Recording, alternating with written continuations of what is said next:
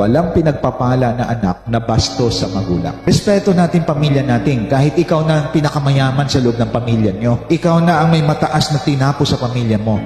Honor your parents. Honor your relatives. Honor your auntie, your uncle, your lolo at lola. May mga nalaman nga ako Isang tiyahin, kinurik ang kanyang pamangkin. Ang tawag, pakialamera. Ganon sagot ng mga millennial ngayon. At may nalalaman din ako, isang anak, hindi naman umangat ang buhay pagdating sa finances, pagdating sa kanyang buhay hanggang ngayon, gapang. Tinitingnan ko, bakit? Minumura kasi ang tatay at nanay. Alam niyo, tandaan niyo ito, walang pinagpapala na anak na bastos sa magulang.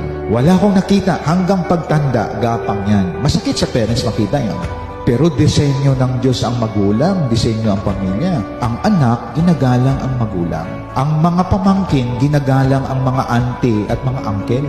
Ang mga apo, ginagalang ang lolo at lula. At kapag ang anak, ginagalang ang lula at lolo, ginagalang ang magulang, siya mismo i-bless ng Panginoon. So may mga imperfection ang mga uncle natin, auntie natin, magulang natin. Ang dami nilang mga imperfections. Kahit mga kapatid natin, may mga sablay. Pero wala tayong karapatan na bastusin ang mga relatives natin, mga matataas sa atin. Kahit na umangat pa buhay mo, mas mayaman ka pa sa kanila, dapat hindi